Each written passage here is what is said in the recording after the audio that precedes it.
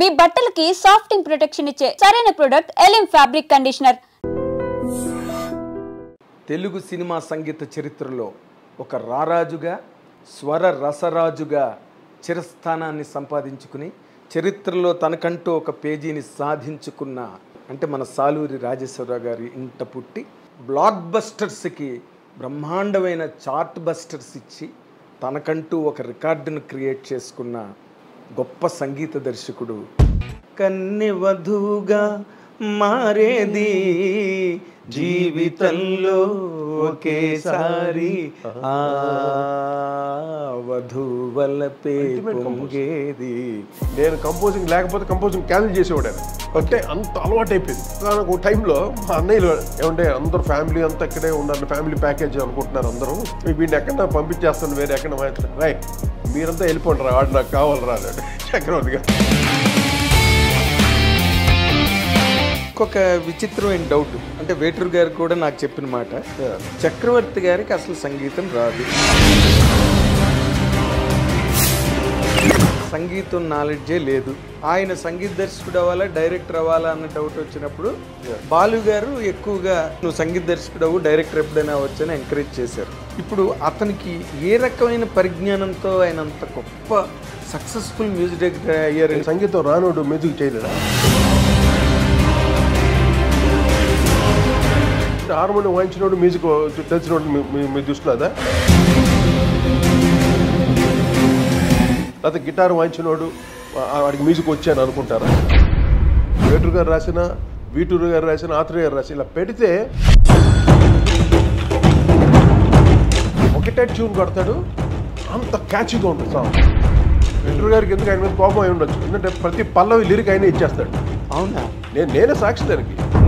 పుట్టింటోళ్ళు తరిమేశారు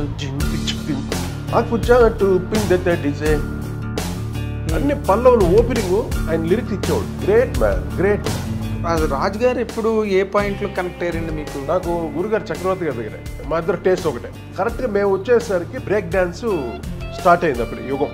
అక్కడ మేము పట్టుకున్నాం గ్రిప్. అంటే 2-3 ట్యూన్స్ చూడాలి అలాంటివి. అది రాగంలో రెడీ అవ్వరు. ఓకే.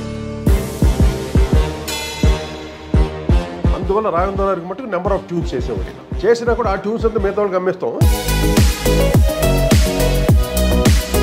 రాజుగారు కూడా బాగా ఫుడ్ ఫ్రీడే గారు కుమ్మేసేవాళ్ళు అక్కడ. మొత్తం రజనీకాంత్ కూడా వచ్చి మొత్తం కూర్చొని భోజనం చేసేవాడు. షూటింగ్ జరిగేది అక్కడ విజయవాడ. చిరంజీవి గారితో మీ ట్రావెల్ ఎలా ఉండేదండి అసలు? అంటే ఎప్పుడైతే ఎముడుకు మూడు బాగా సెన్సేషన్ హిట్ అయిన తర్వాత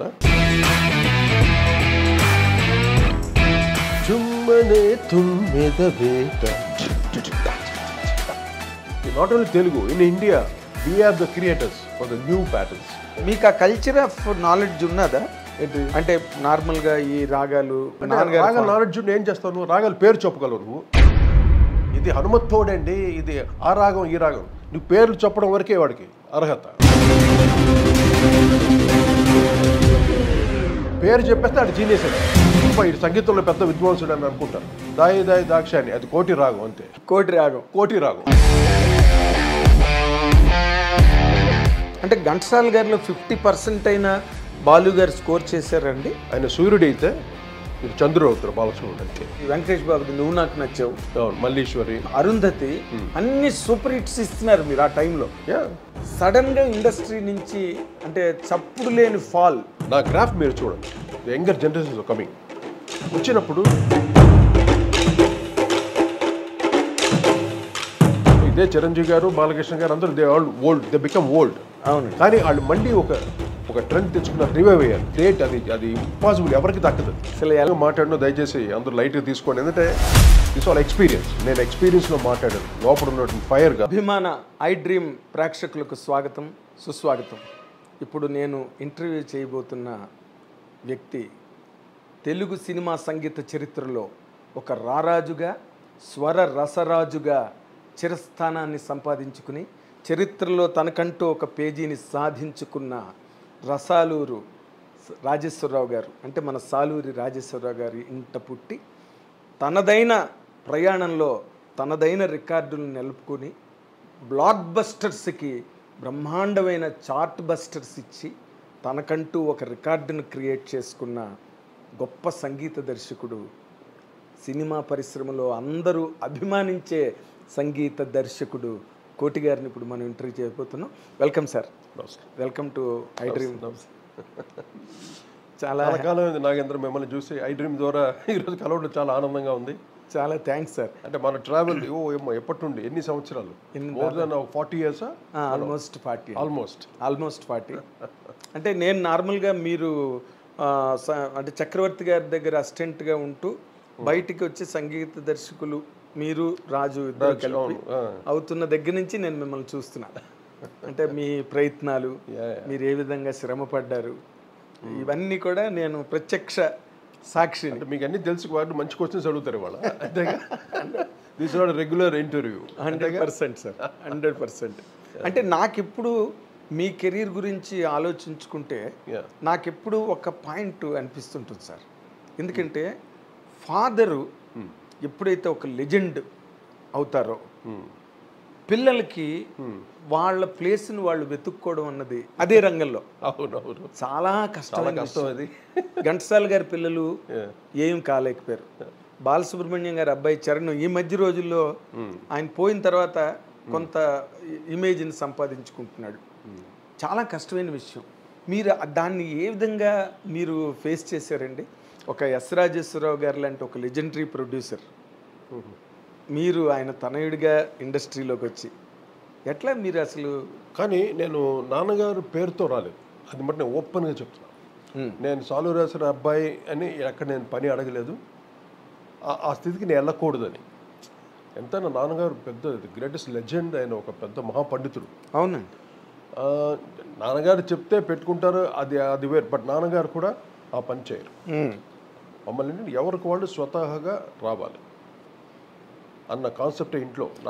మరికి మీ ఇంట్రడక్షన్ ఎలా జరిగింది చెప్తున్నాను. నేను చిన్నప్పుడు నేను డ్రమ్స్ వాయించేవాడిని. ఇది at the age of 6-7 years. చాలా చిన్నతనంలోనే డ్రమ్స్, పెద్ద డ్రమ్మర్ నేను అప్పుడు. ఓకే. మొత్తం చెన్నైలో అంతా చాలా వింతగా చూసేవాడు, చిన్నపిల్లడు ఏంటి వాయిస్తున్నాడు డ్రమ్స్ అని. ఏ ఏజ్లో? అది 6-7-8 years ఆ ఏజ్లో. చాలా అన్ని పాప్ మ్యూజిక్ వాయించేవాడిని. అది ఆటోమేటిక్గా వచ్చేసింది డ్రమ్స్ కూడా. ఎందుకంటే ఇంట్లో మా అన్నయ్య వాళ్ళకి ఒక బ్యాండ్ ఉండేది. ఓకే. వైబ్రేషన్స్ అని ఒక మ్యూజిక్ బ్యాండ్. ఆ బ్యాండ్లో ఆ డ్రమ్మర్ అంతా వాయిస్తుంటే నేను అబ్జర్వ్ చేసేవాడు, పక్కన కూర్చొని చూస్తూ ఉండేవాడిని. వీళ్ళు ప్రాక్టీస్ అంతా ఎవ్రీ సండేస్ ప్రాక్టీస్ చేస్తారు మా ఇంట్లో.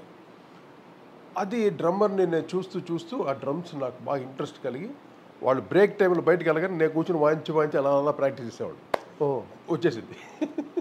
అది అబ్జర్వేషన్లో క్లీన్గా, అది అంటే లోపల బ్లడ్లో ఉంది. వచ్చేసిన తర్వాత ఇంట్లో ఏంటంటే అందరూ మ్యూజిషియన్స్. మా తమ్ముడు నేను తప్ప మిగతా మా 5 brothers మేము. అవునండి. మా 3 brothers ఫుల్ ఫామ్లో ఉన్న మ్యూజిషియన్స్. ఎవరు? మా రామలింగేశ్వరరావు పెద్దబాబు గారు, పూర్ణచంద్రరావు 2 అన్నయ్య, 3 అన్నయ్య వాసురావు గారు. అవునండి. వాళ్ళు మొత్తం కంప్లీట్ బిజియెస్ట్ మ్యూజిషియన్స్. అవును. అందరు మ్యూజిక్ ఇల్లే మ్యూజిషియన్స్ అనమాట. అంత మంచి మ్యూజిషియన్స్ అనమాట. నాన్నగారికి అందరూ మ్యూజిషియన్స్ అవుతున్నారు కదా, నన్ను ఒక పెద్దగా బాగా చదివించి ఒక పెద్ద సబ్ ఇన్స్పెక్టర్ చేయాలని. ఇన్స్పెక్టర్ పోయి నేను మంచి పర్సనాలిటీ బాగుండేవాడు చిన్నప్పుడు. ఇప్పుడు బాగున్నాడు లేదా? అప్పుడు ఇంకా బాగుండేవాడు. ఇంకా హెయిర్ మా భలే అంటే నాన్నగారికి ఇష్టం. నేను పెద్ద ఆ రోజు సబ్ ఇన్స్పెక్టరే. అవును. ఇప్పుడంతా డిఐజీలు ఎస్ఎల్ ఏదో చాలా వచ్చేసినాయి. అవును. సబ్ ఇన్స్పెక్టర్ పొజిషన్కి నన్ను ఎలాగైనా చదివించి ఇన్స్పెక్టర్ చేయాలి నాన్నగారి కోరిక. నా డ్రీమ్స్ ఎలా ఉండేది, నేను ఒక మెరైన్ ఇంజనీర్ అవ్వాలని నా డ్రీమ్స్. అది మెరైన్ ఇంజనీర్ చిన్నప్పటి నుండి అది నా డ్రీమ్స్. ఓకే. ఇలా ఉంటుండగా ఎప్పుడైతే స్కూల్ ఫైనల్స్ అయిపోయిన తర్వాత, SSLC అయిన తర్వాత కాలేజీకి వెళ్ళదంటే ఇంట్రెస్ట్ పోయింది కాలేజ్ మీద. వేరే ఏదైనా చేయాలి, ఏదో సంథింగ్. నా మైండ్స్ అంతా వేరే టైప్గా. ఈ ఫ్రెండ్స్తో తిరుగుళ్ళు, ఈ గ్యాంగ్స్ ఉండేది నాకు. వాళ్ళతో తిరిగేది, సినిమాలు తిరగటం, ఇలా మెడ్రాస్ గ్యాంగ్ లో ఎవరెవరు ఉండేవారు సార్? చాలా పెద్ద గ్యాంగ్ అది. అవునా? అంత మన సినిమా వాళ్ళకి సంబంధించిన వాళ్ళే. అందుకే ఫ్యామిలీ పిల్లలు అలాగా చాలా మంది అలాగా అందరూ కలిసి అది చాలా సరదాగా ఉండేది. అప్పుడు లైఫ్ నేను ఎప్పుడు ఛాలెంజింగ్ తీసుకున్నానంటే, ఇంకా ఎంతకాలం మనం ఇంట్లో డబ్బు సంపాదించాలి. ఇంట్లో అంటే ఫ్యామిలీ కదా, నాన్నగారికి వర్క్ తగ్గిపోయింది. అవునండి. అంటే కేవీ మోహన్ గారు వచ్చిన తర్వాత ఆయన ఒక ట్రెండ్ తెచ్చి అక్కడ నుండి నాన్నగారికి డ్రాప్ అయిపోవడం. ఇంకా అన్నయ్యలు సంపాదించడం. ఎవరు? 3 అన్నయ్యలు. నేను చెప్పాను కదా, బాబు, పూర్ణ, వాసురావు. వీళ్ళు 3 సంపాదించడం. నేను ఊరికే బలాదో తిరుగుతుంటే ఇంట్లో తిట్టేవాడు నేను పట్టుకొని, నువ్వు తిరగడానికి వీల్లేదు, నువ్వు పని చేసి డబ్బులు తీసుకురావాలి, ఇంటికి దీనికి ఇంత డబ్బులు ఇవ్వాలి నువ్వు అని కంపల్సరీగా పెట్టారు నాకు.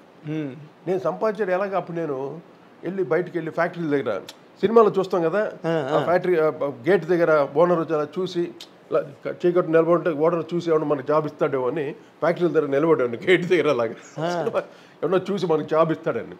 అక్కడ వాచ్మ్యాన్ వచ్చాడు ఒకసారి, రేయ్ ఎందుకు రోజు ఏం చేస్తున్నావు ఇక్కడ అంటే, సార్ ఏదైనా జాబ్ దొరుకుతుంది సార్ ఫ్యాక్టరీలో అంటే, మడయ నీకు పోయి నల్ల వేరే ఏదైనా పనికి ఇలా కుడుగు మాట ఇక్కడ జాబ్ ఇవ్వరు నీకు, ఓన్లీ దానికి చదువుకొని రావాలని. సరే అది దొరకలే. తర్వాత లేత్ వర్క్స్ ఉంటుంది, ఈ మెకానిక్ లేత్ వర్క్, అదే లేత్ మిషన్స్ అక్కడికి వెళ్ళి పని నేర్చుకుందాం అక్కడికి. అంటే డబ్బు సంపాదించాలి, నాకు తెలియదు వేరే ఇది లేదు నాకు అసలు. నాకు అప్పుడు మ్యూజిక్ మీద లేదు, డ్రమ్స్ మానిపించేశారు ఇంట్లో. ఏంటి ఏం చేయాలి అప్పుడు నేను ఇంకా గిటార్ తీసుకున్నాను ఇంట్లో. గిటార్ తీసుకొని మా ఇంట్లో ఒక మామిడి చెట్టు ఉండేది, ఆ మామిడి చెట్టు కింద తెలుసు నాకు ఓపెన్ టెర్రస్లో మామిడి చెట్టు ఇలా ఉంటే ఆ చెట్టు కింద కూర్చొని గిటార్ ప్రాక్టీస్ చేశాను. ఆ అనుగ్రహం ఏంటో, ఆ సరస్వతి వచ్చి కూర్చుంది అక్కడ కూర్చొని. ఇంకా నేను ఎప్పుడైతే గిటార్ పట్టుకున్నానో ఇంకా వేరే ఫ్రెండ్స్తో తిరగటం వేరే ధ్యాసే లేదు. ఎంతసేపు గిటార్ మీదే ట్యూన్స్ వాయించుకుంటూ పాడుకుంటూ అలా అలా కార్డ్స్ గిట్స్ వాయిస్తూ వితిన్ 3 monthsలో వచ్చేసింది కంప్లీట్. ఎవరు మీకు నేర్పలేదు? ఎవరు నేర్పించారు అంటే అన్నయ్యలు, అంటే వాళ్ళు అది కూడా చూసి అబ్జర్వేషన్, నేను అబ్జర్వ్ చేసి అన్నయ్యలు వాయించే చూస్తూ అప్పుడు మా పెద్దన్నతో కూర్చొని ఆయన పియానో వాయించేవాడు. పియానోతో పాటు నేను కూర్చొని పెద్దబాబు కొన్ని వెస్టర్న్ పెద్దబాబు గారు ఆయన వెస్టర్న్ క్లాసికల్ వాయిస్తుంటే దానికి కార్డ్స్ అని వాయిస్తూ నేను అలాగలా ప్రాక్టీస్ చేసుకున్నాను. చేసిన తర్వాత అప్పుడు గురుపాదం గారని ఉంటారు ప్రొడ్యూసరు, అవును, ఆయన అందరూ మ్యూజిక్ డైరెక్టర్గా ఆయన ఇన్ఛార్జ్ అనమాట, ఆర్కెస్ట్రా ఇన్ఛార్జ్. ఓకే. అప్పుడు ఆయన ద్వారా నాకు ఫస్ట్ టైం రమేష్ నాయుడు గారి రికార్డింగ్ వాయించాను. ఫస్ట్ రమేష్ నాయుడు గారి రికార్డింగ్. ఓకే. ఎంత నాకు 28 రూపీస్ 30 రూపీస్ పేమెంట్ నాకు డేకి, కాల్ షీట్కి, ఒక సాంగ్కి. హెచ్ఎంఈలో, సినిమా కాదు అది, సినిమా ఒక ప్రైవేట్ సాంగ్ అనమాట. హెచ్ఎంఈ రికార్డింగ్ కంపెనీలో. ఓకే. అది మా ఫిలిం ఛాంబర్ దగ్గర ఉంది చెన్నైలో, చెన్నై ఫిలిం ఛాంబర్. అక్కడ ఉంది మౌంట్ రోడ్ బిగినింగ్ లో. అక్కడ హెచ్ఎంఈ రికార్డింగ్, అక్కడ రికార్డింగ్కి వెళ్ళాను. రమేష్ నాయుడు గారు ఫస్ట్ రికార్డింగ్ అంటే అప్పుడు నాకు 30 రూపాయలు 40 రూపాయలు ఎంతో ఫస్ట్ శాలరీ. అక్కడ నుండి నేను నా ప్లేయింగ్ నేను ఇంప్రూవ్ చేసుకుంటూ ఇన్ఛార్జ్ కూడా ఒక ఇంపాక్ట్ నా మీద, అంటే బాగా వాయిస్తున్నాడు వీడు, అందరికీ తీసుకెళ్ళచ్చు ధైర్యంగా అని. అప్పుడు వి కుమార్ గారి దగ్గర జాయిన్ చేశాడు నాకు. మన Kannada music director, Tamil music director, కన్నవారి కళలు, చాలా గ్రేటెస్ట్ కంపోజర్ ఆయన. ఆయన దగ్గర అసిస్టెంట్గా అదే గిటారిస్ట్గా జాయిన్. అక్కడి నుండి అలా ఒక 8 months 9 months ఉన్నాను ఆయన దగ్గర. ఆ తర్వాత గురుగారు చక్రవర్తి గారి దగ్గర. చక్రవర్తి ఎలా జాయిన్ అయ్యంటే మా అన్నయ్యలు అక్కడ వాయిస్తుంటారు రికార్డింగ్, నేను వెళ్ళి పికప్ చేసుకుని రావాలి కారులో. నేను డ్రైవింగ్ చేసేవాడిని, కొంచెం డ్రైవర్ పనులు ఇంట్లో అని, పని పాట లేదుగా ఏదో పనులు నేను వెళ్ళి ఇన్స్ట్రుమెంట్స్ మోయటం, అన్నయ్యలన్నీ కారులో పెట్టి మళ్ళీ నేను డ్రైవ్ చేసిన ఇంటికి రావటం. ఇలా కూడా మా అన్నయ్య చూసారు, చక్రవర్తి గారు చూసి, ఎరా వీడు ఏం చేస్తున్నాడు అని. ఏం చేస్తాడు వీడు, ఊరు పోరకటం ఇలా కూడా. రే వచ్చారా ఒకరోజు మంచి రోజు చూసి వచ్చేసాడు. ఏం చేస్తాడు, గిటార్ వాయిస్తున్నాను అన్నాను. చక్రవర్తి గారు మంచి రోజు చూసి వచ్చేసాను. కరెక్ట్గా ఇంటికి మా అమ్మ నాన్నగారు ఆశీస్సులు తీసుకొని గిటార్ తీసుకొని ఆటో ఎక్కా, అంతే. అక్కడి నుండి స్టార్ట్ అయిపోయింది. ఓకే. అక్కడి నుండి గురుగారితో దాదాపు ఒక 8 years చక్రవర్తి గారితో 8 years గిటార్ కంపోజింగ్లో గిటారిస్ట్గా. అక్కడి నుండి ఎంతవరకు వెళ్ళానంటే, అంటే కొన్ని బ్యాక్గ్రౌండ్ స్కోర్స్ చేయటం సొంతంగా. ఆయన ఇచ్చేవాడు, ఈ రీల్ నువ్వు కంపోజ్ చేయి. ఇప్పుడు హెవీ రీల్స్ వచ్చింది అనుకో, నేను కూడా అడిగేవాడు, అన్నయ్య ఈ రీల్ నేను కంపోజ్ చేస్తాను అంటే రీరికార్డింగ్స్ టైం. ఇలా సాంగ్స్కి బ్యాక్గ్రౌండ్స్ కూడా, ఈ సాంగ్ నువ్వు బ్యాక్గ్రౌండ్ వేసి ఆ స్టేజ్కి నేను ఎదిగా. ఆయన ఎంకరేజ్మెంట్ తోటి, అదే ఆయన ఆశీస్సు లేదు. అక్కడ నుండి ఎన్నో నేర్చుకున్నాను ఆయన దగ్గర. ఓకే. చక్రవర్తి గారు నాకు మెయిన్ గురువు. సార్ నేను ఇంకొక విచిత్రమైన డౌట్, నార్మల్గా అంటే వేటూరు గారు కూడా నాకు చెప్పిన మాట, చక్రవర్తి గారికి అసలు సంగీతం రాదు, సంగీతం నాలెడ్జే లేదు, లెర్నింగ్ లేదు, ఆయన సంగీత దర్శకుడు అవ్వాలా డైరెక్టర్ అవ్వాలా అన్న డౌట్ వచ్చినప్పుడు బాలు గారు ఎక్కువగా చక్రవర్తి గారిని నువ్వు సంగీత దర్శకుడు అవ్వు, డైరెక్టర్ ఎప్పుడైనా వచ్చని ఎంకరేజ్ చేశారు. బాలుగారే చెప్పారు నాకు ఆ విషయం. ఇప్పుడు అతనికి ఏ రకమైన పరిజ్ఞానంతో ఆయన అంత గొప్ప సక్సెస్ఫుల్ మ్యూజిక్ డైరెక్టర్ అయ్యారని? ఎన్ని సినిమాలు చేశాడు ఆయన? దాదాపు 800 సినిమాలు పై. అదే సార్. అంటే సంగీతం రానోడు మ్యూజిక్ చేయలేడా? అంటే సంగీతం వచ్చినోడు మ్యూజిక్ చేయాలి? మీరు చెప్పండి, నాకు అర్థం కాలేదు. అంటే బేసిక్గా ఇప్పుడు మన సంగీతం అంటే మెయిన్గా కంపోజింగ్ నాలెడ్జ్ కావాలి. శృతిలో పాడాలి, తాళంలో పాడాలి. అది ఆ నాలెడ్జ్ ఉందిగా, ఇంకా దానికి ఇంకేం కావాలి? క్రియేటివ్ నాలెడ్జ్ ఉంది, ఇంకా more than that creative knowledge ఉంది చక్రవర్తి గారికి. అంటే మీరు ఇక్కడ పాయింట్ మీరు ఆన్సర్ చెయ్యాలి. చెప్పండి. ఏంటంటే అప్పుడు ఉన్నవాళ్ళు ఇప్పుడులాగా ఏదో వచ్చేసి అయిపోతాము అంటే కాదు. అప్పుడు ఒక ఘంటసాల గారు, ఒక ఎస్రాజ్ గారు, ఒక పెండ్యాల్ గారు, ఓ మహాదేవన్ గారు, అనుభవాలు, ఇలాంటి వాళ్ళు, చలపతిరావు, ఇలాంటి వాళ్ళ మధ్య చక్రవర్తి గారు బయటకు వచ్చారు. ట్రెండ్ సెట్టింగ్ మ్యూజిక్ చేశాడు చక్రవర్తి గారు. ఆయన ఒక లెజెండ్ అయిపోయాడు మధ్య నుంచి. అవును. దానికి అసలు కాంట్రిబ్యూట్ చేసిన లేకపోతే చక్రవర్తి గారు అంటే మీరు, ఎందుకంటే ఆయనతో పాటు మీ ఉద్దేశంలో మ్యూజిక్ వచ్చేట హార్మోనియం వాయించినోడు మ్యూజిక్ తెలిసినోడు మీ దృష్టిలో అదా?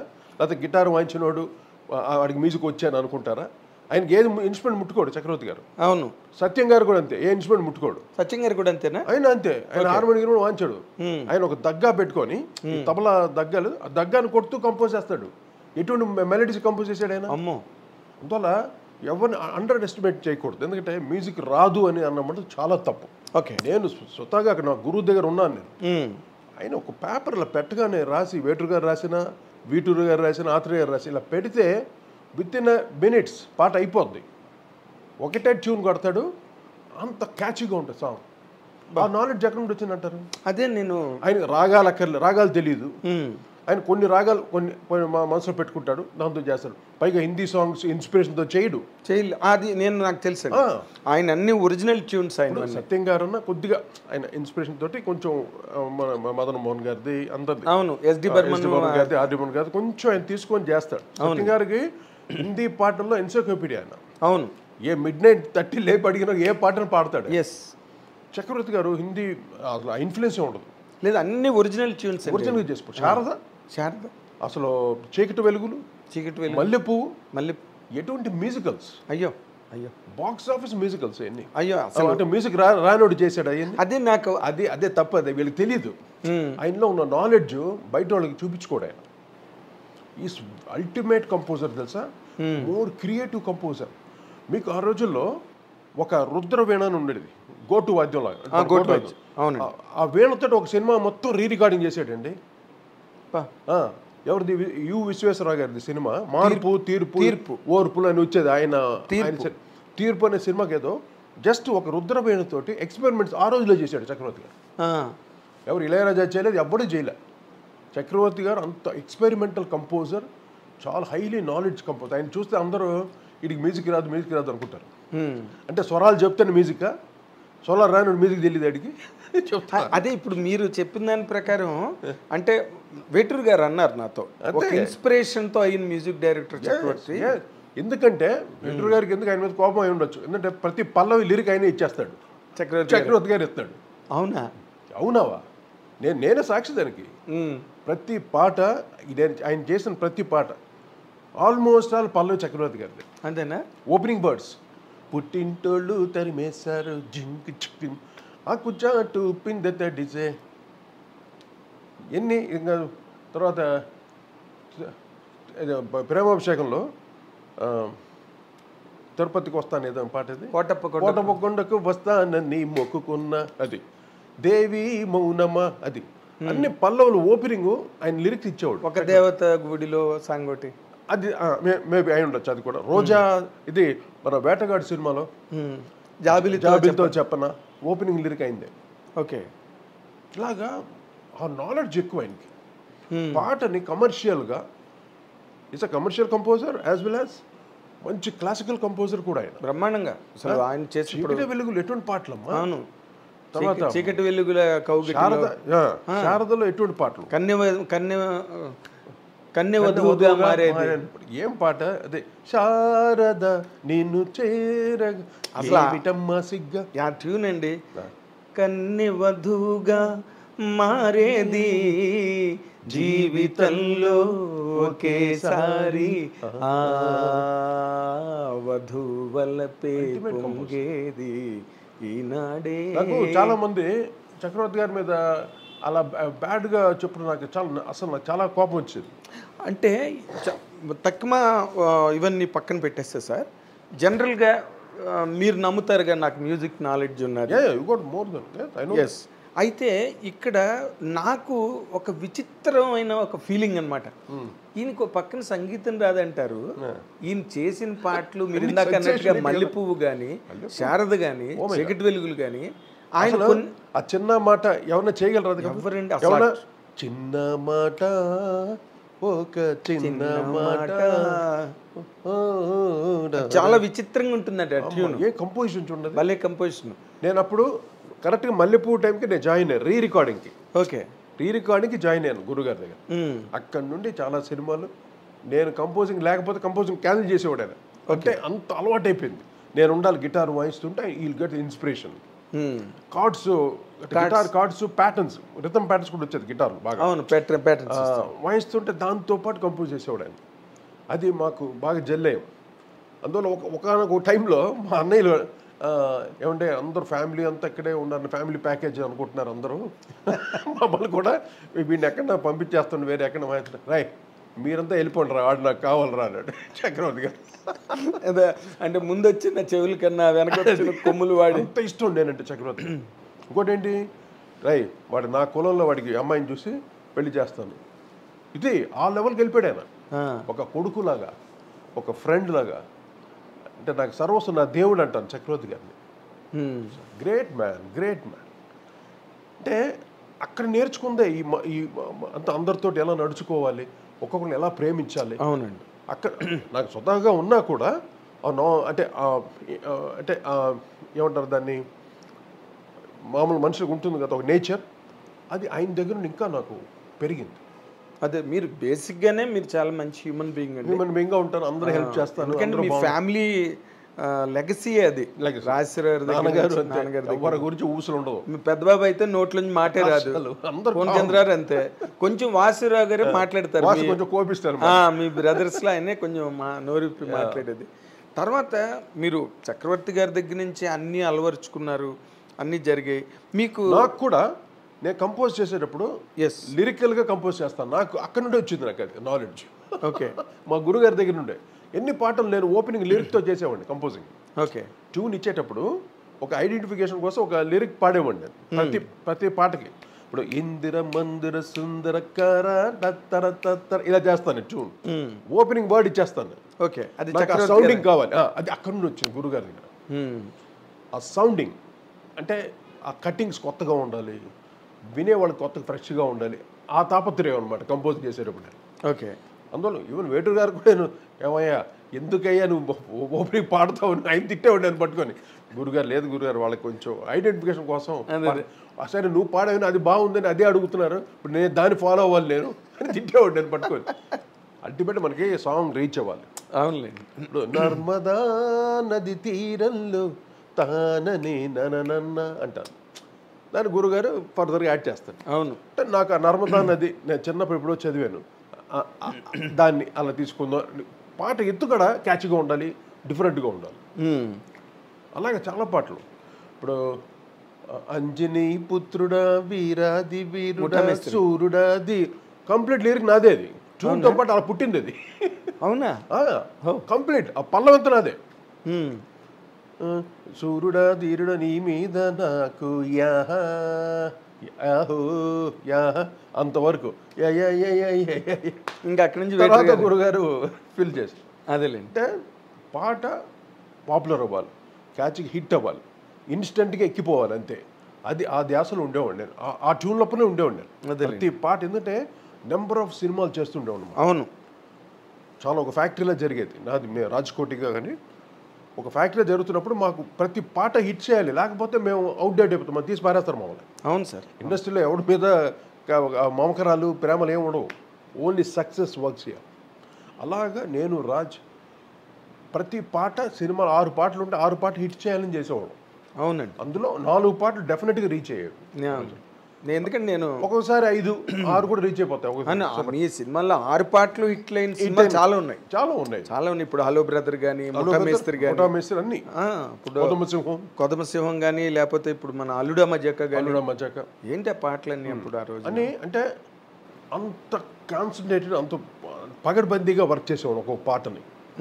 ముఖ్యంగా ఫ్యాన్స్ని దృష్టిలో పెట్టుకుంటాను. ఇప్పుడు మెగాస్టార్ అంటే ఫ్యాన్స్, బాలకృష్ణ అయితే ఫ్యాన్స్, వాళ్ళకి ఎలా కావాలి ఫస్ట్ ఆ కార్నర్ ఉంటుంది ఫస్ట్, ఆ తర్వాత మిగతా అందరికీ, తర్వాత మ్యూజికల్గా నేనేం చేయాలి, ఓకే, ఇన్ని రకాల మిక్సెస్ చేసేవాడు ఒక పాటని. అయితే ఇక్కడ ఇంకొక పాయింట్ సార్, ఇప్పుడు మీరు చెప్పిన పాయింట్ నుంచి నాకు స్ఫురించింది ఇప్పుడే. అదేంటంటే మీరు వచ్చిందా ఒక ఎస్ రాజేశ్వరరావు గారిది ఒక వాషన్ ఆఫ్ మెలోడీ, వాషన్ కెరటాలే, ఒక్కొక్క పాట ఒక్కొక్క కెరటం అయింది. మీరేమో శుశ్రూష చేసి ట్రైనింగ్ అయిన క్యాంపు చక్రవర్తి గారిది అవుట్ అండ్ అవుట్ మాస్ అంతే, మాస్ మాస్ మాస్ అండి. మీకు ఎప్పుడైనా అనిపించిందా మీరు డైరెక్ట్గా మ్యూజిక్ డైరెక్టర్ అయిన తర్వాత నాన్నగారి తాలూకు మెలోడీ నేను రిప్రజెంట్ చేయలేకపోతున్నాను? అది అనిపించేది నాకు. కానీ అప్పుడు ట్రెండ్స్ మటుకు కొంచెం ఓల్డీకి వెళ్తే మటుకు నేను అవుట్డేట్ చేసేస్తారు. ఓకే, అది చాలా డేంజరస్. అది ఇప్పుడు నాన్నగారు బ్లడ్, నాన్నగారు కంపోజ్ నాకెందుకు రాదు కదా, మరి ఆయన పక్కనే చేయగలను, కెపాసిటీ ఉంది నాకు. Yes sir. కానీ ఆ రూట్కి వెళ్ళేవాడిని కాదు. ఎందుకు అన్నయ్య చేసేవాడు, మా వాసురావు ఉన్నాడు, ఆయన చేసేవాడు, నాన్నగారి స్టైల్ బాగా చేసేవాడు. నేను ఎందుకంటే కొంచెం కమర్షియల్గా వచ్చేసి అటు వెళ్ళకూడదు, మన స్టైల్లోనే మనం వెళ్ళాలి అని నా కలెక్షన్స్, నా మ్యూజిక్స్ నేను విని నాకుంటూ ఒక స్థానాన్ని సంపాదించుకున్నాను. ఎస్.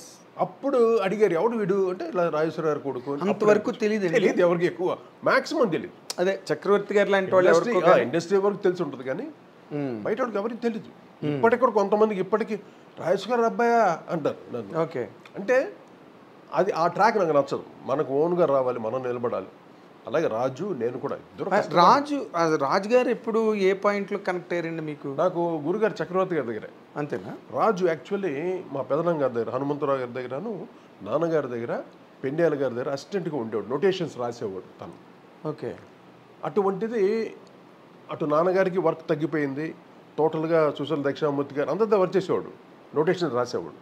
తగ్గిపోయేసరికి అప్పుడు మా అన్నయ్య వాళ్ళకి అంటే రాజుని చూసి, రాజును చక్రవర్తి గారికి చెప్పి, మా వాసు చక్రవర్తి గారికి చెప్పి రాజుని కూడా జాయిన్ చేసుకుంటే బాగుంటుంది కదా, చక్రవర్తి గారి ఫ్యాక్టరీలో జరుగుతుంది కదా, వేసే పెట్టేసుకుందాం అన్నాడు, హెల్ప్గా ఉంటాడు కదా.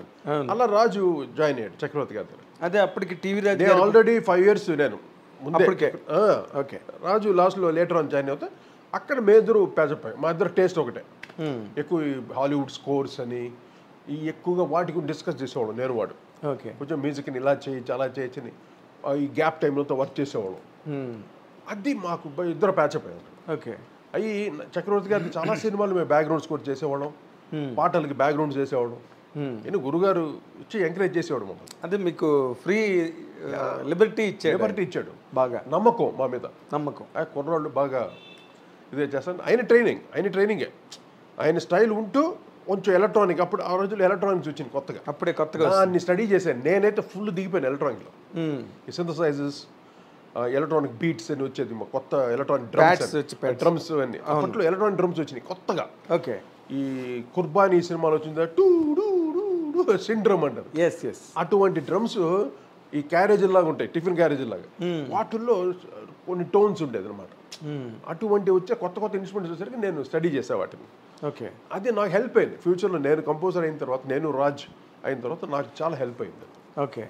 అంటే అంతవరకు మీరు తెచ్చే వరకు ఎలక్ట్రానిక్స్ అన్నది ఎవరు ఉంది, కానీ దాన్ని ప్రాపర్గా ఎవరు యూజ్ చేయడం రాలేదు ఎవరికి. అంటే చక్రవర్తి గారు అన్ని మూగ్ సింథసైజర్ అని, కాంబో ఆర్గన్ అని, ఇంకా ఏఆర్పి సింథసైజర్ చాలా ఉన్నాయి, కానీ దాన్ని ప్రాపర్గా వాడే విధానం తెలియదు. ఈయన ఒక స్టైల్ చక్రవర్తి మనం చెప్పినా కూడా కొన్ని లేదురా ఆయన భయపడేవాడు. ఆయన ఎంతసేపు మైక్ సెట్లో వినపడేది ఆయన పాట అలా ఉంటుంది. కమర్షియల్ కదా. మేము కొన్ని బేస్ గీసి పెట్టి సింథసైజర్స్లో పడితే ఎక్కువ బేస్ అయిపోతున్నారు, వద్దురా మనం కొంచెం హై రేంజ్ చేసి. అలాగా ఆయనకి ఒక ఫేవరెట్ టోన్స్ ఉన్నాయి ఎలక్ట్రానిక్స్, కొన్ని ట్యాంప్లెట్స్ సెట్ చేసుకుని అదే టోన్ వాడేవాడు. కొంచెం అవుట్ ఆఫ్ ది వే వెళ్తే భయపడేవాడు ఆయన. అది మాకు అడ్వాంటేజ్, మేము తీసుకున్నాం దాన్ని. బేస్ అంతా మైకేల్ జాక్సన్ వాటిలతో వచ్చేది, ఆ సింత్ బేస్ అంతా వాటిని పట్టుకున్నాం మేము. కరెక్ట్గా మేము వచ్చేసరికి బ్రేక్ డ్యాన్స్ స్టార్ట్ అయింది అప్పుడు యుగం. అదే బ్రేక్ డ్యాన్స్ సాంగ్స్ అక్కడ మేము పట్టుకున్నాం గ్రిప్. మీరు పసివాడి ప్రాణానికి పనిచేశారా? అది పసివాడి ప్రాణం చేయాలి. అప్పుడు మేము మ్యూజిక్ డైరెక్టర్స్ అయిపోయాం. అప్పటికి అయిపోయారు. అప్పుడు గురుగారు పసివాడి ప్రాణంలో బ్రేక్ డ్యాన్స్ ఒకటి చేశాడు. అవును. అది ఇప్పుడు మా లిస్ట్లో పడిపోయింది ఆ పాట. అది మేము రాజ్కోట్ చేసాం అనుకుంటారు అందరూ. అంటే మీ పాకెట్లోనే ఉంటుంది, అలా ఉంటుంది ఆ పాట. సో చక్రవర్తి గారి పాకెట్ కాదు. Break dance first time Chiranjeevi గారికి పచ్చవాడపల్లిలో చేశారు. అక్కడ నుండి మేము ఆ ట్రెండ్ పట్టుకొని ఎముడుకు మూడులో మ్యాక్సిమం మేము యూజ్ చేసాం ఆ బ్రేక్ టెక్నిక్. అదేలేండి. ఎముడుకు మూడు చిరంజీవి గారితో ఫస్ట్ బాక్స్ ఆఫీస్ హిట్ అనమాట. Sensational trend setting music Yamudiki Mogudu. ఎముడుకు మూడు yes, all song sensational hit. అవునండి, అవును. అందం హిందోళం కానీ వానజల్లు ఇవన్నీ బాగా ఛాలెంజింగ్గా చేసాం. నేను రాజ్ కూర్చొని అసలు కొట్టి దెబ్బకి అసలు ఫుల్ పీక్స్. ఒక సినిమాతో ఫుల్ గెలిపాం పైకి, పెద్ద పెద్ద స్టేజ్కి వెళ్ళిపోయారు బాగా. అంతకుముందు అంటే మేము అంటే మీరు చిరంజీవి గారి ఇమేజ్ అన్నది మీకు బాగా హెల్ప్ అయిందండి along with the song. Chiranjeevi గారి సినిమా ఖైదీ అండ్ ఖైదీకి వర్క్ చేశాను నేను కంప్లీట్గా, రీ రికార్డింగ్ సాంగ్స్ అంతా. ఓకే. రగులుతోంది మొదలుపోతే ఆ కంపోజింగ్ అంతా నేను ఉండేవాడు. కంపోజింగ్ అంతా ఖైదీ వర్క్ చేశాను. అప్పటి నాకు చిరంజీవి గారు అంటే నాకు ఒక క్రేజ్. ఎందుకంటే మేము అంతా తమిళనాడులో ఉండేవాం కదా, మెడ్రాస్. అవునండి. నాకు మెడ్రాస్లో ఏంటంటే ఎంజీఆర్ గారు నేను గ్రేట్ కోర్ ఫ్యాన్. నేను ఎంజీఆర్కి, అఫ్ కోర్స్ శివాజీ గారు. వీళ్ళిద్దరికి మ్యూజిక్ ఎవరు చేస్తారు? ఎంఎస్ విశ్వనాథన్ గారు. అవును. అసలు ఒక్కొక్కరికి ఒక్కొక్క స్టైల్ చేసేవాడు. ఎంజీఆర్ గారికి ఒక స్టైల్, శివాజీ గారికి ఒక స్టైల్. అయినే అంటే ఒక కమర్షియల్ మ్యూజిక్ చేయాలంటే హీరోస్కి ఎంఎస్ విశ్వనాథన్ గారు ఎవ్వరు ఆ ట్రెండ్ పట్టుకున్నాను నేను మెయిన్గా. ఓకే. ఆ ఇంట్రొడక్షన్, హీరో వస్తే ఇంట్రొడక్షన్ మ్యూజిక్ ఎలా కావాలి ఫ్యాన్స్కి దద్దరిల్లిపోయేది. అసలు ఆయన చేస్తే ఎంజీఆర్ కనిపిస్తే ఇక థియేటర్లు లేచి గంపు ఎగురుతారు ఒక్కొక్కడు ఆ మ్యూజిక్కి. ఎస్. అటువంటి మ్యూజిక్ విని మేము నెక్స్ట్ హీరోస్ ఎలా చేయాలి అని అంటే సోమన్ బాబు గారు చేస్తాం ఫస్ట్ ఫిలిం సంసారం సినిమా. అది ఫ్యామిలీ టైప్, ఆయనకి ఏం పెద్ద హెవీ మ్యూజిక్ చేయలేవు. అవునండి. కృష్ణ గారు నా పిలిపే ప్రపంచం, అది ఫస్ట్ ఫిలిం కృష్ణ గారు. దానికి కొంచెం విజృంభించాం. కృష్ణ హీరో సూపర్ స్టార్ కదా, దానికి కొంచెం కొత్త రకమైన మ్యూజిక్ ఒక ఎంజీఆర్ లెవెల్లో ఆయనకి ఇవ్వటం.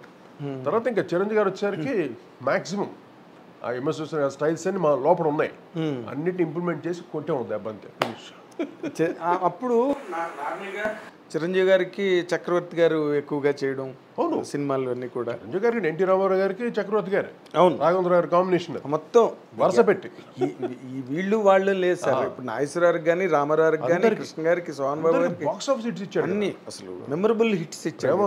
ప్రేమాభిషేకం అయితే అన్ని పాటలు హిట్. అవును.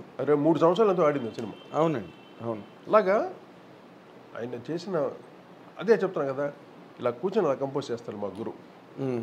ఒకటే ట్యూన్, ఆ లిరిక్ పెట్టగానే అలా చేస్తాడు. అంటే 2-3 ట్యూన్స్ చూడాలి అలాంటివి. అది రాఘవేంద్ర గారు అడిగేవారు. ఓకే. కొంచెం బెటర్మెంట్ కోసం. అంటే ఆయన విజువల్స్ చాలా బాగుంటుంది కదా, సాంగ్ పిక్చరేషన్. అవునండి. అందువల్ల రాఘవేంద్ర గారికి మటుకు నెంబర్ ఆఫ్ ట్యూన్స్ చేసేవాడు. నెంబర్ ఆఫ్ ట్యూన్స్ చేసినా కూడా ఆ ట్యూన్స్ అంతా మిగతా వాళ్ళకి అమ్మేస్తాం. అల్టిమేట్గా ఒకటి వెళ్తుంది రాఘవేంద్ర గారికి, ఆ మిగిలి చేసిన మిగతా ట్యూన్స్ అని మిగతా వాళ్ళకి వెళ్తుంది. అంతేనా? అలా కూడా జరిగినాయి. బట్ రాఘవేంద్ర గారికి అల్టిమేట్గా ఆయన చాలా కష్టపడి చేసేవాడు. అదేలేండి. అంటే ఇప్పుడు రాఘవేంద్ర గారు అన్ని కూడా పెద్ద గార్జియస్ ఫిల్మ్స్ కదండి. వైట్ హీరోలు, వైట్ ఎలిఫెంట్స్, పెద్ద హీరోలు, పెద్ద బడ్జెట్లు. అసలు ఏ మాటకి మాట, మేమంతా కంపోజింగ్ బ్యాచ్ కదా చక్రవర్తి గారితో. రాఘవేంద్ర గారి కంపోజింగ్ అంటే మాకంతా ఖుషి అనమాట. ట్రీట్మెంట్ ఉంటుంది, రాయల్ ట్రీట్మెంట్ మాకంతా. అంటే వాళ్ళు అంటే ఏదో మ్యూజిషియన్స్ ఏదో కంపోజింగ్ బ్యాచ్ అని చీప్గా చూడరు. అక్కడ ఆయన ఏం తింటున్నాడో, ఆయన ఏది అవుతాడో అదే అందరికి. ఓకే. అంత లెవెల్లో చూసాడు రాఘవేంద్ర. అమ్మో, అవును. అది చాలా మాకు రాయల్ ట్రీట్మెంట్ అన్నమాట. అంటే ఇప్పుడు మీరు చెప్తున్నది కొత్త పాయింట్. నార్మల్గా ఆయన హీరోయిన్ బాగా చూసుకుంటారు, హీరోయిన్ బాగా చూసుకుంటారు.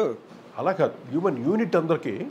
అంటే నాకు తెలిసేది అప్పట్లో యూనిట్ అందరికి సినిమా షూటింగ్ అవ్వగానే అందరికీ ఆయన పేమెంట్స్ ఇచ్చేవాడు. మామూలు కెమెరా అసిస్టెంట్స్కి అందరికి ఇచ్చేవాడు డబ్బులు. మాదేంటే ట్రీట్మెంట్ అదిరిపోయింది. ఇంకా నేను ఫుడ్ ప్రియుడు. నేను ఇంకా ఫుడ్. రాజుగారు కూడా బాగా ఫుడ్ ప్రియుడేగా. ఎవరు? మన రాజు. రాజు బ్రహ్మాండ. మీ ఇద్దరు కుమ్మేసేవాళ్ళు అక్కడ. అవును. క్యారేజీలు తినేయటం. అసలు చక్రవర్తి గారి అంటే ఇంకా రీ రికార్డింగ్ జరుగుతుంటే మొత్తం రజనీకాంత్ కూడా వచ్చి మొత్తం కూర్చొని భోజనం చేసేవాడు. షూటింగ్ జరిగేది అక్కడ విజయవాడలో. ఓకే. ఆయన కూడా అందరూ కలిసి భోజనం చేసేవాడు అక్కడ.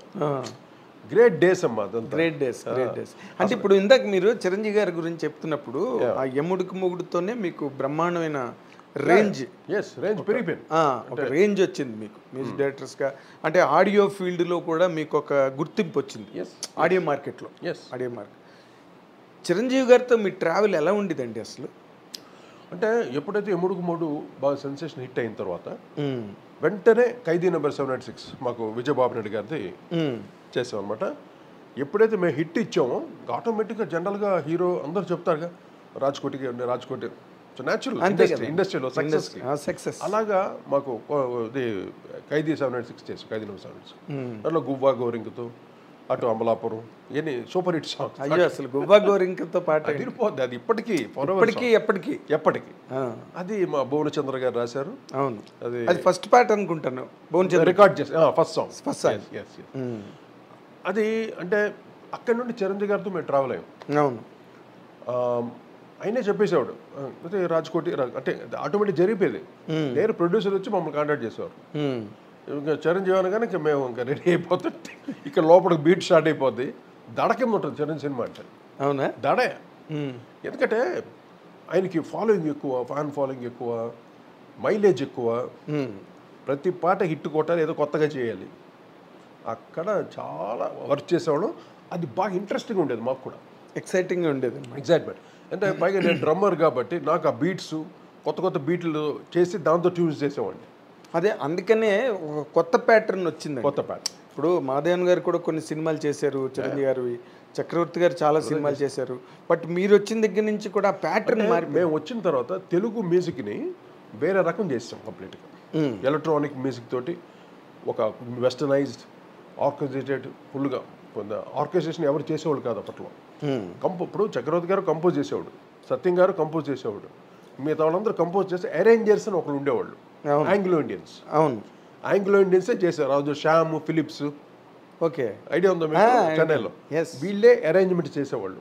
హెన్రీ డానియల్ అని, జోసెఫ్ కృష్ణ అని, ఎంఎస్ విశ్వనాథ్ గారు, వీళ్ళు ఈ కార్డ్ అరేంజ్మెంట్స్ వాళ్ళకే తెలుసు, ఆంగ్లో ఇండియన్స్కే తెలుసు. అది మా ఇద్దరికి ఏంటంటే మేము ఇద్దరు స్టడీ చేసుకున్నాం కాబట్టి మేము సొంతంగా క్రియేట్ చేసాము harmony, the card arrangements, jazz guise అన్ని మేము చేసాము. అక్కడ మాకు అడ్వాంటేజ్, ఒక న్యూ కలర్ని ప్రజెంట్ చేయగలిగాం. మేము కూడా ఎవరన్నా ఒక అరేంజర్ తోటి అతన్ని డిపెండ్ అయిపోయాం అనుకో, నేను సాంగ్ వరకు కంపోజ్ చేయగలను, అతనే చేస్తాడు అరేంజ్మెంట్స్ అన్ని, కార్డు గిట్స్ అతనే వేస్తాడు. ఓకే, వేరే కలర్ అయిపోతుంది. అదే మీ క్రియేషన్ ఉండదు. అది నేను రాజ్ మొదటి నుండి ఒక్కొక్క కార్డ్ వర్క్ చేయటం, దాని బేస్ ప్యాటర్న్స్ చేయటం, దాని రిథమ్ ప్యాటర్న్స్ చేయటం, ఏ కార్డ్ వస్తే ఏ అరేంజ్మెంట్ చేస్తే బాగుంటుంది, ఇవన్నీ స్టడీ చేసాము. అది ఎప్పుడైతే మేము మ్యూజిక్ డైరెక్టర్స్ అయ్యామో ఫస్ట్ 43-44 సినిమాల వరకు చిన్న బుడంకాయ సినిమాలు అన్నీ ఎంత 2000-3000కి. కానీ మాకే డబ్బులు చూసేవాడు కాదు, మాకు ఎక్స్పీరియన్స్ కావాలి. అలాగే ఎలక్ట్రానిక్స్ తోటే చేసేవాళ్ళం. అది ప్రాక్టీస్. అందరికి మా మ్యూజిక్ తిట్టుకునేవాళ్ళు అందరు, ఇదేంటే ఊరికి కయాంబయ్యని ఎలక్ట్రానిక్స్ చేస్తున్నారంటే. అప్పుడేంటే కంప్లీట్ మోనో రికార్డింగ్ ఉండేది. ఇప్పుడు అన్ని స్టీరియో వచ్చింది కదా, టోటల్గా ప్రో టూల్స్ అని, పీస్ మీల్ రికార్డ్ చేసుకోవచ్చు. అప్పట్లో మోనో రికార్డింగ్ 3 ట్రాక్ రికార్డింగ్ ఉండేది. మైకులు పెట్టి, స్పీకర్ దగ్గర మైక్ పెట్టి రికార్డ్ చేసేవాళ్ళం. అది మొత్తం ఆ ఒరిజినల్ టోన్ పోయేది, ఆ డెప్త్ వచ్చేది కాదు. ఎప్పుడైతే ఎముడుకు మోడు ఆ టైంలో వి స్టార్టెడ్ డైరెక్ట్గా ఇంపోర్ట్ చేసి ఎలక్ట్రానిక్స్ యూజ్ చేయడం మొదలెట్టాం. ఓకే, ఇప్పుడు అందం హిందోళం కదా, దాంట్లో అంతా బేస్డ్ అంతా డైరెక్ట్గా ఉంటుంది కీబోర్డ్స్ అని. అక్కడ నుండి మాకు స్టార్ట్ అయ్యింది. ఓకే, అది అక్కడ నుండి ట్రెండ్ సెట్టింగ్, ఒక ఎలక్ట్రానిక్ మ్యూజిక్ని ఎలా చేయాలి, డైరెక్ట్గా ఎలా రికార్డ్ చేయాలి చేసి, తర్వాత ప్రో టూల్స్ అని వచ్చింది, లాజిక్ వచ్చింది, తర్వాత ఎన్నెన్నో, తర్వాత ఇంకోటి ఏదో ADAT వచ్చింది. 3 ట్రాక్ నుండి 6 ట్రాక్స్కి వచ్చాం. 6 ట్రాక్ టు 24 ట్రాక్స్, 24 ట్రాక్స్ నుండి మల్టీ ట్రాక్స్, ఇన్ని ట్రాక్స్ వర్క్ చేసాం మేము. అవును, అంటే బిగినింగ్ మోనో దగ్గర నుంచి మీరు అన్ని వర్క్ చేశారు, అన్ని మాడ్యూల్స్. అది ఆ ఎక్స్పీరియన్స్, అదే ఎవరికి లేదు ఎక్స్పీరియన్స్ ఇక్కడ. అప్పట్లో RCA వెస్ట్రెక్స్ ఉండేది, ఇది 3 ట్రాక్ రికార్డింగ్. ఓకే, అంటే వాల్వ్ సిస్టమ్స్. అసలు డెప్త్ అదిరిపోతుంది. ఒక్క ఇన్స్ట్రుమెంట్ వాయించినా అలా రిచ్గా ఉంటుంది. ఒక ట్రంబోన్ అంటే చాలు, ఫుల్ స్క్రీన్ ఇలా ఉంటుంది సౌండ్. డిజిటల్ వచ్చేసరికి మొత్తం ఇంత కీ అంటుంది దాంట్లో, దానికి మొత్తం లేయరింగ్స్ చేయాలి. డిజిటల్ ఇప్పుడు వచ్చిన డిజిటల్లో లేయర్ చేస్తున్నా కానీ ఆ డెప్త్ రాదు. అప్పట్లో ఎన్నో ఇప్పుడు పాత రేడియోస్ మీరు వినుంటారు, వాల్వ్ సిస్టమ్తో వచ్చేది. అవును, ఈ గ్రండిగ్ అని, మర్ఫీ అని. సార్, ఆ వాల్వ్లో ఉన్నప్పుడు సౌండ్ డెప్త్ చాలా బాగుంటుంది, బ్రహ్మాండంగా ఉంటుంది. ఆ ప్రెసెన్స్ ఆఫ్ సౌండ్. ఎప్పుడైతే ట్రాన్సిస్టర్స్ వచ్చినాయో థిన్ అయిపోయింది, గ్రాండ్నెస్ థిన్ అయిపోయింది. అలాగే సేమ్ అంతే ట్రాన్సిస్టర్. ఇప్పుడు మంచి ఎగ్జాంపుల్ చెప్పారు. ఇప్పుడంతా ట్రాన్సిస్టర్ అనమాట, టోటలీ డిజిటల్. కానీ ఇప్పుడు హాలీవుడ్లో వాళ్ళంతా ఏం చేస్తారంటే పెద్ద కన్సోల్స్ తోటి అనలాగ్ రికార్డింగ్ చేసి దాన్ని డిజిటల్ చేసి, ఎందుకంటే ఇప్పుడు DTS అని, డాల్బీ డిజిటల్ అని అట్మాస్ అని ఇవన్నీ వచ్చింది కదా టెక్నాలజీ, దానికి అనలాగ్ కుదరదు. ఓకే, ఎనలాగ్ కుదరదు దానికి. అందువల్ల దీంట్లో రికార్డింగ్ ఎనలాగ్ చేసి దాన్ని ఏదో చేసి వీళ్ళు చేస్తారు. అందువల్ల still we are getting the depth హాలీవుడ్లో ఆర్కెస్ట్రల్ డెప్త్. యాక్చువల్ లేకపోతే ఫుల్ హోల్ ఆర్కెస్ట్రా వాడుతుంది. బ్యాన్ జిమ్మరు ఇప్పుడు వీళ్ళంతా జాన్ విలియమ్స్ ఆర్కెస్ట్రల్. ఆ మ్యూజిక్ డెప్త్ రావాలంటే ఎట్ట వస్తుంది? అందువల్ల దాని రికార్డింగ్లో వాళ్ళు ఇప్పటికీ ఎంత రీసెర్చ్ జరుగుతుంది సౌండ్. అంటే ఇప్పుడు మన క్వాలిటీ ఆఫ్ మ్యూజిక్ ఎలా ఉందంటారు ఇప్పుడు కంపారిటివ్లీ టెక్నికల్గా? టెక్నిక్ బాగుంటుంది, బ్రహ్మాండంగా బాగుంటుంది, అడ్వాన్స్. కానీ టైం ఎక్కువ లాగేస్తుంది నాకు. అదే ఓన్ థింగ్. ఇప్పుడు తమన్ చేస్తున్నాడు చాలా అంటే కొన్ని సినిమాలు అయితే outstanding quality wise, the presence of the music. అలవైకుంఠపురంలో గొప్పగా చేసాడండి పాట.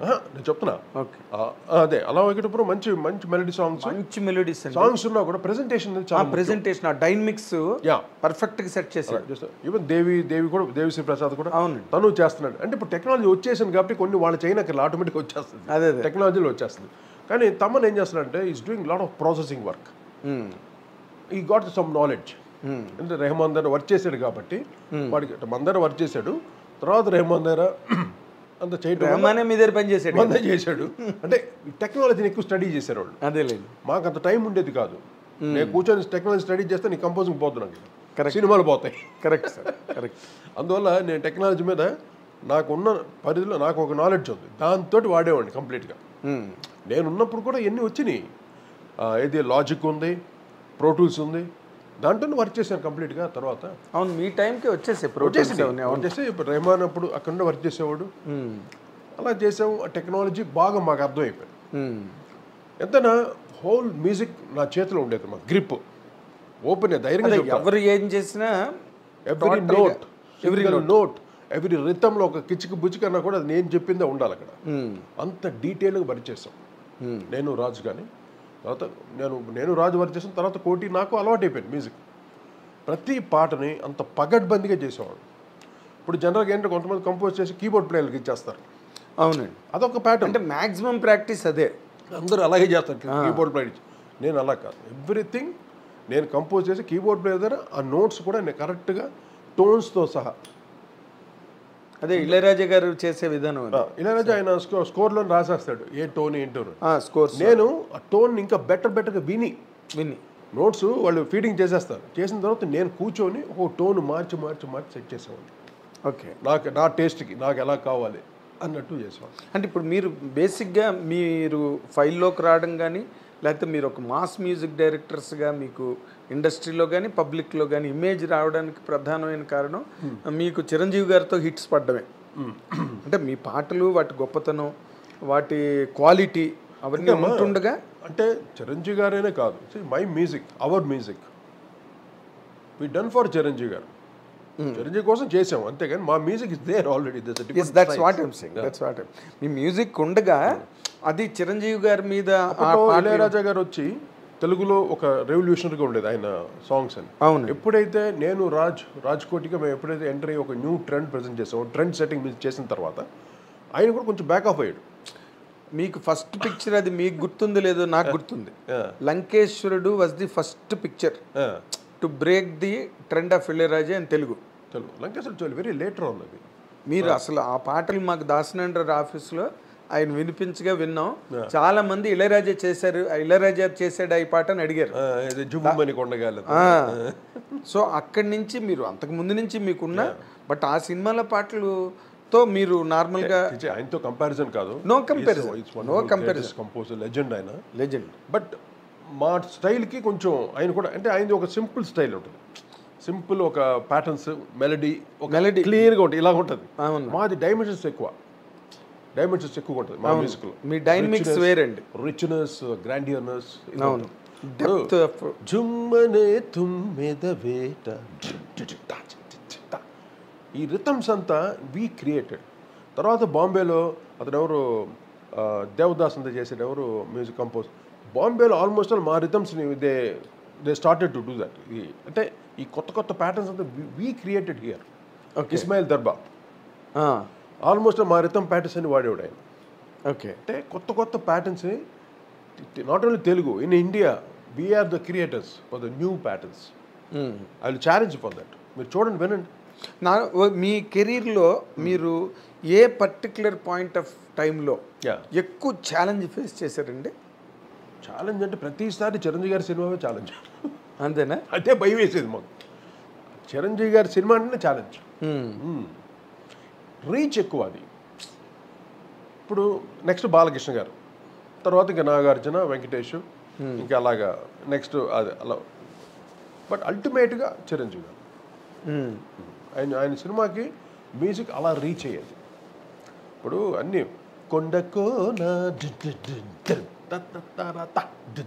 ఈ బీట్స్ అంతా మేము క్రియేట్ చేసేవాడు. పాటతో పాటు పుట్టేది. చిరంజీవికి డ్యాన్స్ ఇలా ఉండదు. చక్కిలి గింతల రాగం ముత్తిస్తుంటే తార తారి తట్టెరి డట్టెర, దానికి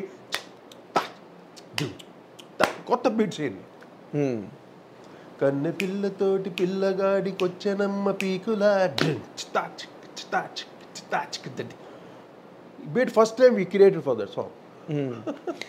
చిరంజీవి గారు మిమ్మల్ని బండెక్కు ఫోక్లో అది కొత్త beat. All the beats we are created.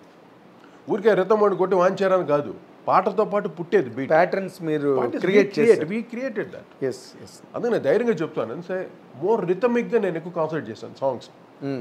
Of course melodies అందరూ చేస్తారు మహానుభావులు. అవునండి. అంటే వాళ్ళకన్నా మించిన మెలడీ మనం ఎక్కడ చేయగలం. Yes yes. పైగా మీరు వాసురావు గారిని మీ కళ్ళు ఎదురుగుండా చూశారు.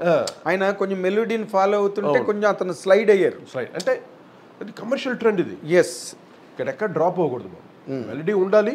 ఇప్పుడు ఈ రోజుకి నాకు అమెరికాలో నేను షోస్ చేస్తాను, రెగ్యులర్గా పిలుస్తారు నన్ను. ఎందుకంటే ఆ పాటలు ఇక్కడ దిగిపోయినాయి అన్ని.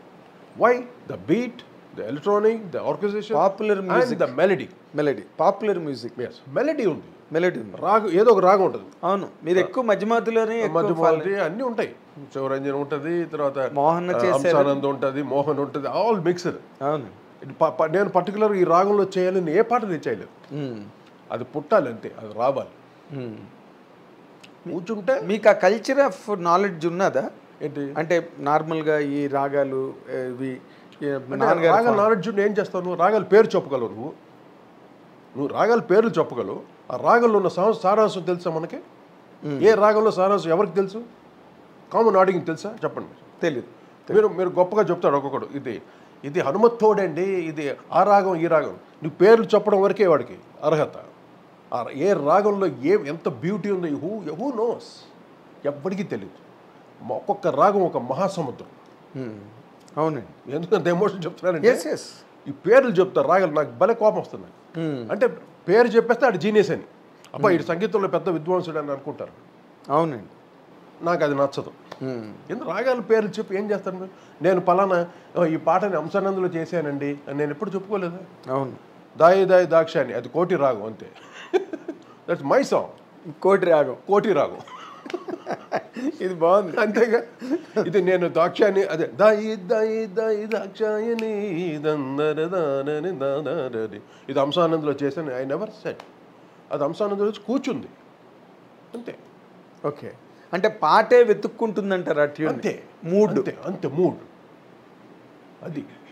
అంతేగాని మనం రాగంతో పాటు కూర్చొని చేసాం అనుకో, అది అక్కడే ఉంటుంది. నాగేంద్ర ఎప్పుడు ఆ పొరపాటు నేను చేయలేదు. ఓకే. పెదరాయుడులో సిచ్యువేషన్ ఉంది. ఆయనకి మోహన్ రావు అంటే ఇష్టం. ఎవరు? మోహన్ బాబు గారికి. కానీ ఆయనకి ఇష్టం అని నాకు మోహన్ రావులో చేయని ఆయన అడగలేదు. సిచ్యువేషన్ చెప్పారు, ఆటోమేటిక్గా మోహన్ రావులో కుదిరింది. అక్కడ నేను కూడా మోహన్ రావులో చేయని చేయలేదు. గదిలే కాలం ఆ ట్యూను నాకు ఆ సిచ్యువేషన్కి, భార్యకి ఎవరు లేకుండా తను భర్త శ్రీమంతం చేస్తాడు. ఇది సిచ్యువేషన్, నేను ట్యూన్ చేయాలి దానికి.